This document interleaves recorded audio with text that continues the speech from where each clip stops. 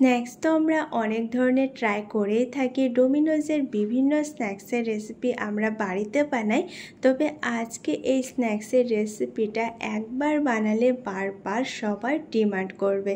Cheesy garlic snacks recipe মাত্র কয়েকটা উপকরণ দিয়ে খুব সহজেই রেডি।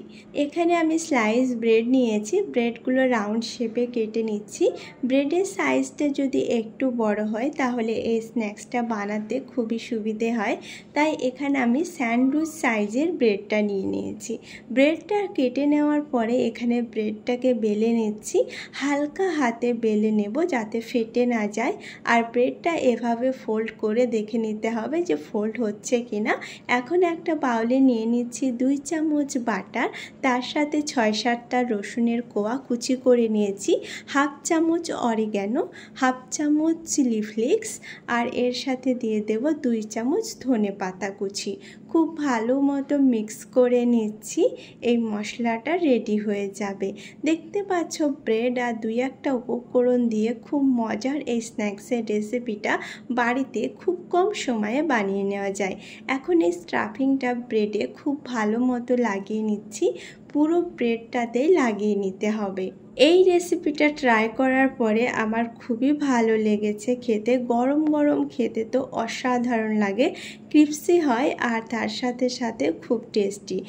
এখানে নিয়ে নিয়েছি মোজারেলা চিজ, আর চিজটা এইভাবে মাঝখানে দিয়ে দেব। মাঝখানে চিজটা দিয়ে ফোল্ড করে দিতে হবে। মোজারেলা চিজটা যদি অ্যাভেলেবেল না থাকে সেক্ষেত্রে স্লাইস চিজ পিস করেও দিয়ে দেওয়া যাবে। এখন এটা ফোল্ড করে দিচ্ছি, এইভাবে ফোল্ড করে দেব। এইভাবে ফোল্ড করে দিয়ে এখন এটাকে কেটে দিতে হবে।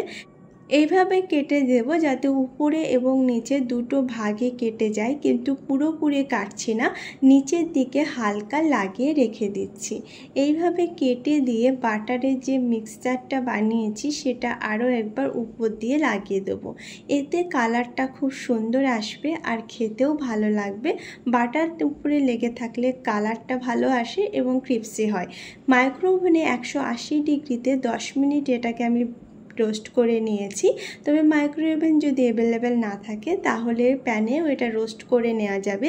বাটার দিয়ে রোস্ট করে নেবে আর দুটো সাইডই লো ফ্লেমে রোস্ট করে নিতে হবে। উপরটা অনেক ক্রিস্পি হয় আর ভেতরে চিজ থাকে, তাই খেতে অনেক বেশি মজার হয়।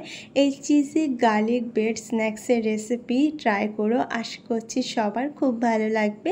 আজকের রেসিপি ভালো লেগে থাকলে কোথাও একটা লাইক করো, আর এরকম মজার ইজি রেসিপি দেখার জন্য আমার চ্যানেলকে সাবস্ক্রাইব করো।